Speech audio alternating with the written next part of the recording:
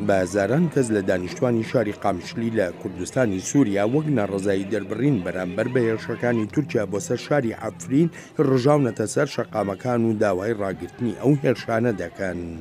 ئەسمان دەولەتێ ئۆڕۆپی دکم دەبێ حقوقی حیوانە هەیە زارۆکێ مەی سێمەهی تێ پەرچخاندن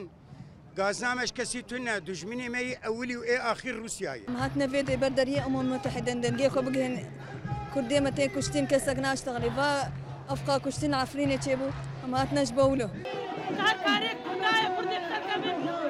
عفرینێک دەکەبن ئینشاءالله ئینشاءالله خوناوەندان